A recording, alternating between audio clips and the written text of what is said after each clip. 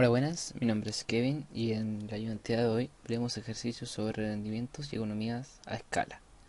El problema uno nos señala: una empresa que opera con rendimientos crecientes a escala de los factores siempre será capaz de incrementar la producción a una tasa mayor que la de ocupación de los factores productivos.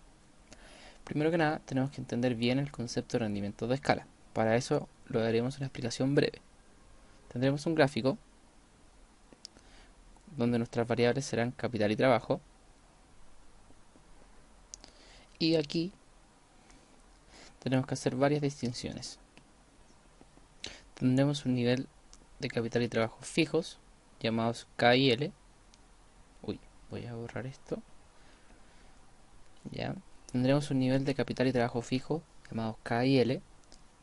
Y eh, esta, esta cantidad de factores van a ir en aumento bajo un cierto margen, lo cual los llamaremos acá 2L y 2K. Entonces, en la primera línea, roja, que es la que viene,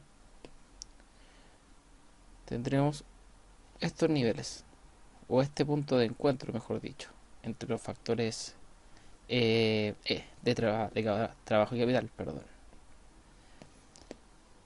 Acá en la curva azul lo tendremos acá, y en la curva verde los tendremos un poco más arriba. Este gráfico lo que nos permite determinar son los posibles casos de los rendimientos de escala, que ya los explicaremos a la brevedad. Bueno, teniendo este gráfico a la mano, que nos permitirá explicar un poco mejor los rendimientos de escala, hay que entender que la ley de los rendimientos a escala explica cómo se comporta la producción en respuesta a una variación proporcional y simultánea de los factores productivos. O sea, me explica la relación entre la producción de un bien Q, por ejemplo, en función de la demás variación proporcional de los demás factores productivos, que son capital y trabajo.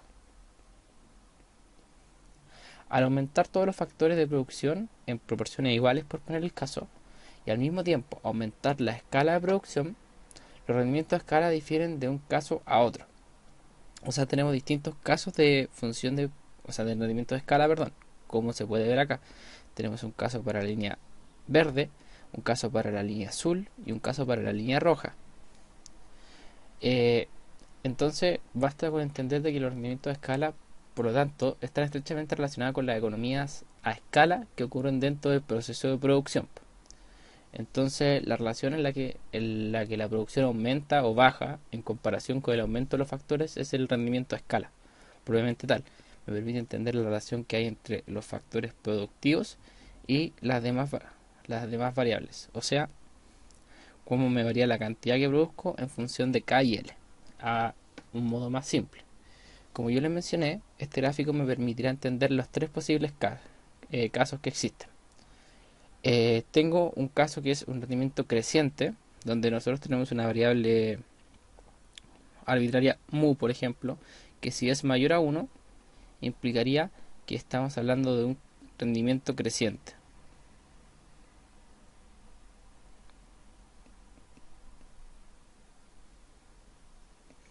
Si es igual a u, o sea, si es igual a 1, perdón, es un rendimiento constante.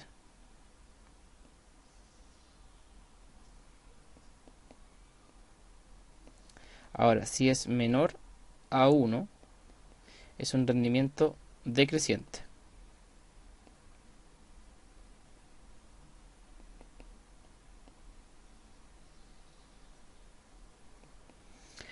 ¿Cómo podemos esto último que dije llevarlo al gráfico? Básicamente lo podremos ver así. El rendimiento creciente va a ser cuando el mu valga 1. Aquí va a ser en este caso, en la curva verde. Entonces vamos a pintar de verde al lado. En la curva azul tendremos un mu igual a 1. ¿Ya? Y en la curva roja tendremos el mu menor a 1. Por eso les dije que era importante poder verlo gráficamente. Aquí se ve claramente que el crecimiento no es constante, porque si fuera constante nosotros deberíamos tener una línea recta, como es el caso que se da en la curva azul. Esta línea es recta, perdón el dibujo, pero es recta. En la línea roja es más abajo, por lo tanto es un rendimiento decreciente, un mu menor a 1, y en la línea azul, la línea verde, perdón, está sobre el azul, entonces es mayor a 1, entonces el rendimiento es creciente. Bueno, con esta pequeña introducción vamos a pasar a responder el ejercicio. Me decían, ahora sí, una empresa que opera con rendimientos crecientes a escala de los factores siempre será capaz de incrementar la producción a una tasa mayor que la de ocupación de los factores productivos. Esto es falso, porque existen casos donde se puede cumplir lo que me señala el enunciado, pero no son todos. Porque el factor que a mí me va a permitir determinar si se cumple o no va a ser el tamaño de la empresa, por ejemplo. Veamos hasta el caso. Es cierto que en un principio esta situación es sostenible. O sea, si yo tengo una empresa y aumento mis factores productivos, voy a poder incrementar la producción una tasa mayor que la de ocupación. O sea, voy a poder producir más con esta llegada de factores nuevos, pese a que tal vez no los esté gastando todos de inmediato. Entonces voy a poder sostenerlo mediante un periodo de tiempo. Pero a la larga no se me va a hacer eterno. Va a haber un punto donde yo voy a colapsar como empresa o propiamente tal. ¿Por qué pasa esto? Porque el aumento en el tamaño de la planta o de los factores productivos podría generarme problemas. Por ejemplo, problemas tales como la gestión o coordinación de los factores productivos. Propiamente tal, por ejemplo, una constructora.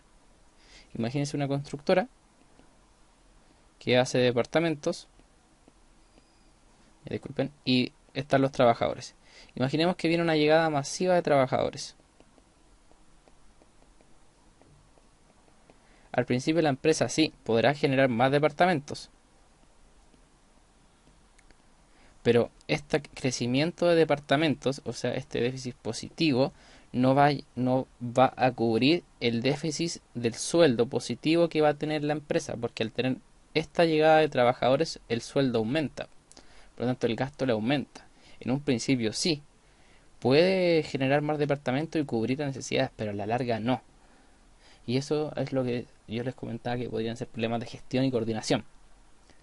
La empresa tiene que estar constantemente como tanteando lo que está pasando en el entorno para poder adecuarse a los cambios que se están interpretando en los mercados.